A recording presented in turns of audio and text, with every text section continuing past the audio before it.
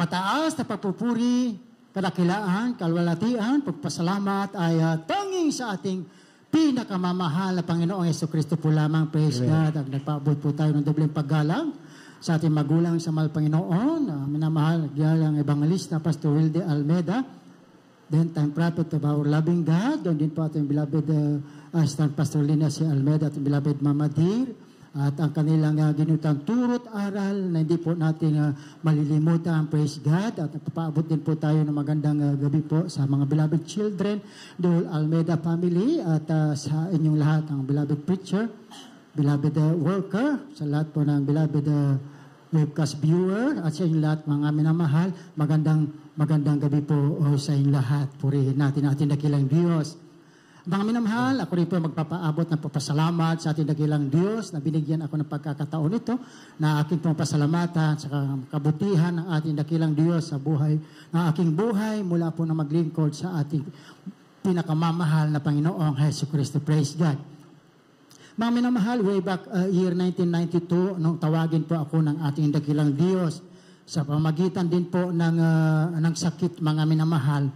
At tunay po na totoo ang ating dakilang Diyos, nagpapagaling ng masikaramdaman.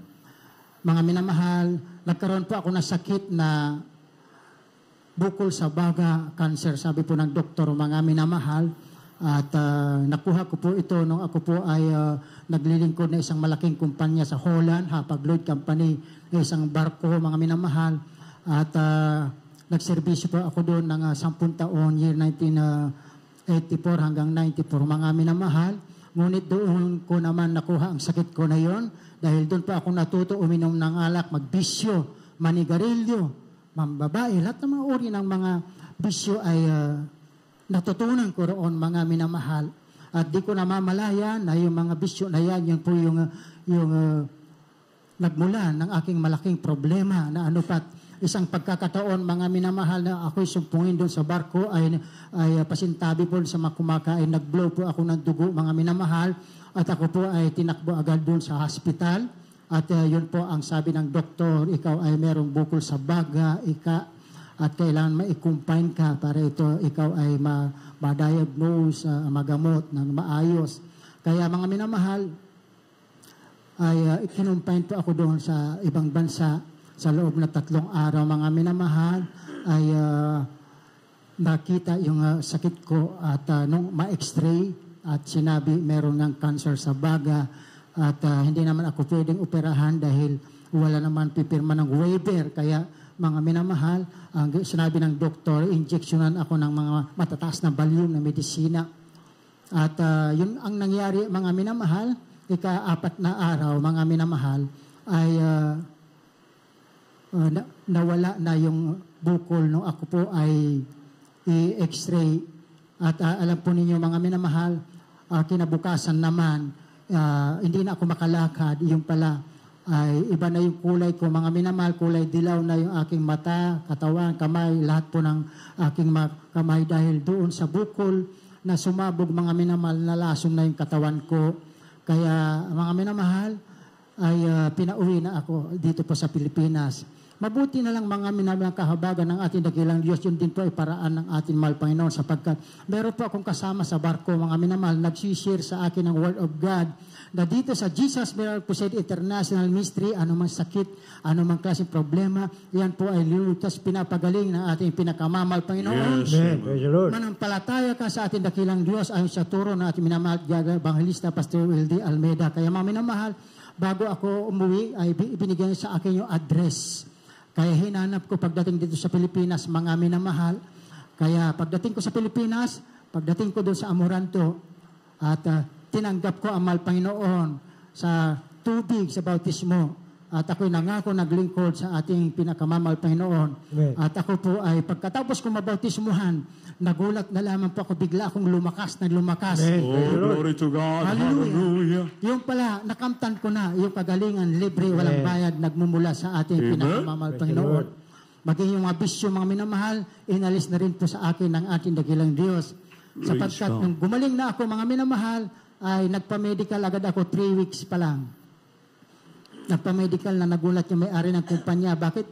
3 weeks pa lang, nagpapa-medical ka na. Magaling ka na ba? ay iyon mga minamahal, pagka-medical ko, wala na masumpungan na sakit, pinagaling na ako ng aking mahal Panginoon. Hallelujah. Kaya nakabalik pa ako sa barko mga minamahal at doon na ko nalaman mga minamahal yung bisyo ko, inalis na ng ating dakilang Diyos sapagkat ako uminom ng alak ay amoy whiskey siya. Pero pagka ininom ko parang tubig na lamang. Kaya maubos ko man yung isang long neck mga minamahal, hindi ako nararasing. Kaya sabi ng mga kasama ko, ay mahirap ka inuman ito dahil imbudo pala kung uminom. Kaya mula noon mga minamahal, nakalimutan ko na uminom ng alak. Sigarilyo mga minamahal, napakapait ang panlasa sa akin. Ganun po inalis, kinilos ng ating dakilang Diyos yung mga bisyo. Kaya mga minamahal, sa aking pag-uwi at tuloy-tuloy na po ako na naglingkod sa ating dakilang Diyos. Amen. At ito ngayon nagpapasalamat sa mahal Panginoon sa mga kabutihan niya sa aming buhay, mga minamahal, at sa patuloy na paglilingkod namin mga minamahal sa ating dakilang Diyos.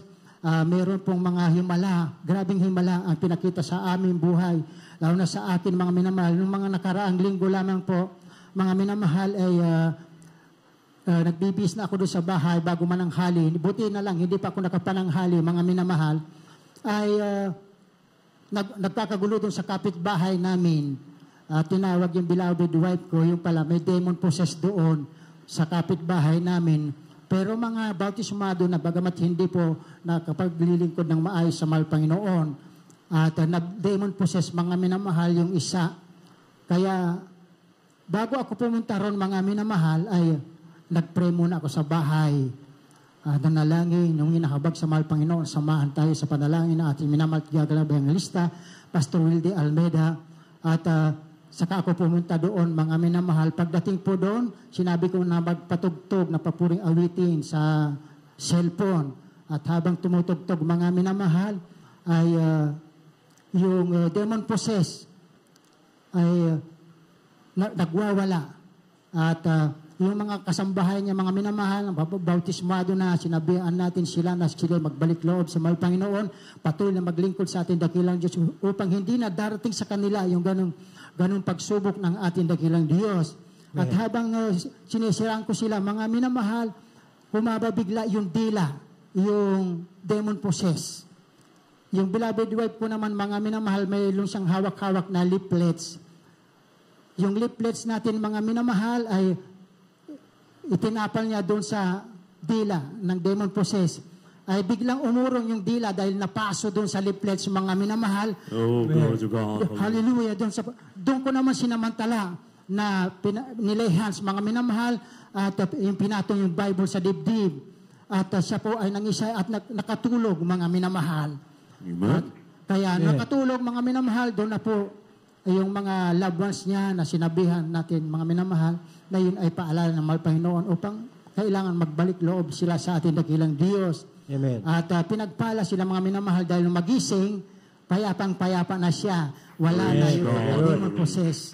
Dahil sa panalangin na ating minamahal, Gagalang Evangelista, Pastor Wilde Almeida. Ngunit mga minamahal, marami siyang sugat sa kamay, doon sa bunganga dahil yung po mga bubog, mga minamahal ay isinusubo niya.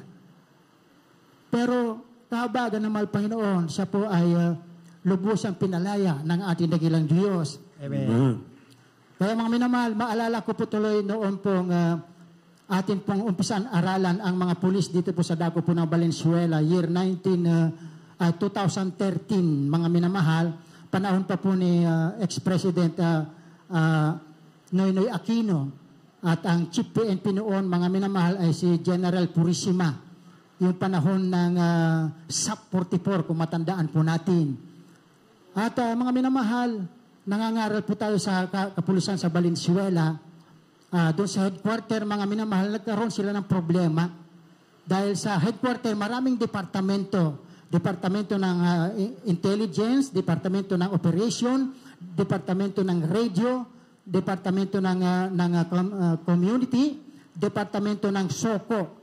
Doon sa SOCO, mga minamahal, may malaking problema sila doon dahil doon sa departamento na yon ay merong nagmumulto doon, mga minamahal. Kaya naisip nila na tayo po ay tawagin para ipag-pray, basbasan yung departamento na yon. Kaya pinaunlakan po namin sila, pinatanggap yung mga pulis doon. At nabautismuhan nga po yung mag-asawa na nandoon sa departamento na yun, pati yung mga anak niya, mga minamahal, dahil pinuntaan namin doon sa bahay niya, doon sa rooftop, meron swimming pool doon namin binautismuhan yung kanilang buong pamilya. Dahil tuwan-tuwa sila, mga minamahal, nung maipag-pray po natin ang departamento, ay kinabukasan, sabi nila, wala na yung mga multo.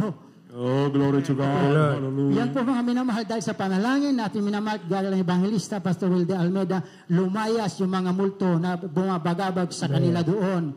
Kaya mga minamahal, ganun po ang pagpapakilala ng ating dakilang Diyos sa mga man in uniform sa dako po ng Valenzuela.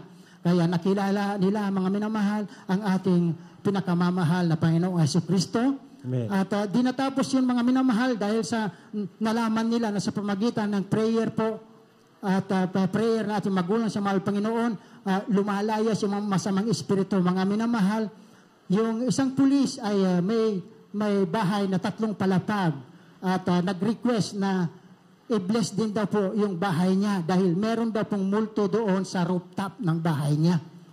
Kaya nagkwento siya, kaya may multo dito sa aking bahay dahil diyan sa kapitbahay namin na yan, sabi niya, ay, amen, meron din pong demon possessed dyan. Doon sa 3 palapag, tumalon yung karpintero sa baba, pero pagtalon niya, nakatayo pa rin parang pusa. Nung alalayan nila, yung pala demon possessed na. Kaya nung hawakan nila, nagwawala. Kaya ang ginawa ng pamilya, tinalian ng kamay, tinalian ang paa, at pinatawag yung kapitbahay. Yung kapitbahay nila ay kapatiran po natin na adult choir. Dako pa po ng may kawayan outreach noon, mga minamahal. At overnight po noon. Kaya pagpunta niya din, sabi niya, hayaan niyo lang dyan, babalik ako, magsasama ako ng kasama. Kaya ako po isinama niya, pagkatapos namin ng overnight, alas 6 ng umaga, pumunta po kami doon. Pagdating doon, mga minamahal, nandun nga po, nakatali pa po yung demon possessed. At yung mga magulang niya, pinatanggap po namin, pinagsisi, at nangako sila na magpabautismo sa banal na pangalan ng ating pinakamamahal Panginoon para mapalaya yung demon possessed. Habang pinapatanggap namin mga minamahal, yung demon possessed na nagwawala na nakatali doon, biglang nakatulog. Nakatulog mga minamahal. At ginawa po namin na habang pinapatanggap namin, nagpapatugtog kami sa cellphone ng papuring awitin. At sa panalangin natin magulang sa mahal Panginoon, nangako sila na nagpabautismo. At pinatanggap namin sila, ipinag-pray yung demon possessed. Tapos biglang nagising. Nung magising, iba na siya. Mabait na siya. Hindi na siya violator. Pinalaya na siya ng atin mahal Panginoon. Amen. Kaya mga minamahal, kinabukasan linggo, doon dumalo sa dako po ng May Kawayan Outreach. At nagpabautismo yung buong pamilya at lubusan nakalaya ang kanyang Praise God. Amen. Sa pagka-demon possessed.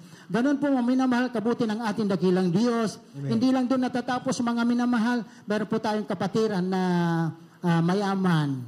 At bumili po ng mansion, mga minamahal. At yung mansion na binili niya ay mura lang. Pero meron kasi nakatirang multo sa mansion. Kaya pati yung mansion, binili na niya. Pero dahil siya'y kapatiran natin, alam niya na pagdating ng araw, pagka ipinag-pray yung basbasan, yung mga masamang espiritu na yan ay magsisilayas. That's right. Kaya mga minamahal, sa panalangin at minamahal, gagaling Evangelista, Pastor Wilde Almeida, mga minamahal, pinatawag po tayo para ipag-pray yung bahay. Ang ginawa po namin ay nag-Bible study po kami doon sa kanyang garahe. At mga kapitbahay, mga kamag-anakan, tinawag, nag-Bible study, pinatanggap, nagpabautismo. At doong tapos na po yung gawain, napatanggap sila, nakabautismuhan, binasbasan yung bahay. Nung babasbasan yung bahay, mga minamahal, habang iniikot, nandyan na po yung nakakaibang amoy na talagang hindi mo matiis yung amoy niya, mga minamahal, para baga, pagka umulan ng malakas, maamoy mo yung alimuom. Ganun po mga minamahal, parang bumukas yung lupa na naglabasan ng mga iba't ibang masamang espiritu. At tuloy-tuloy lang, puri habang iniikot namin bawat kwarto, mga minamahal, hanggang sa nawala yung amoy. At nung mawala yung amoy, Praise God. pinalaya na rin po yung tahanan at sila po ay nakatira ng maayos doon sa bahay na yun. Dahil po sa panalangin at minamahal Evangelista, Pastor Wilde Almeida, ang mga masasamang espiritu na babagabag sa atin ay pinapaalis ng ating dakilang Diyos. So, ganun kabuti ang ating mahal Panginoon, tumutugon ng panalangin. Kailangan lamang tayo po ay magsumamo. Alamin po natin kung anong sekreto, kung ano yung turo na ating magulang sa mahal Panginoon, yun po yung ating gagawin ng magkagayon. Yes, amen. Yung mga nagre-request sa atin ay mapapaluguran nila ang ating dakilang Diyos. Sasabihin nila, totoo, ang Diyos ng Jesus Miracle Crusade International nagpapagaling, nagbabago ng buhay, nagpapalaya sa mga masamang espiritu. Kaya, ganun na lamang po, ang lahat ng kapurian, kadakilaan, pasalamat, ay tanging sa ating pinakamamahal, Panginoong Jesucristo po lamang. Amen.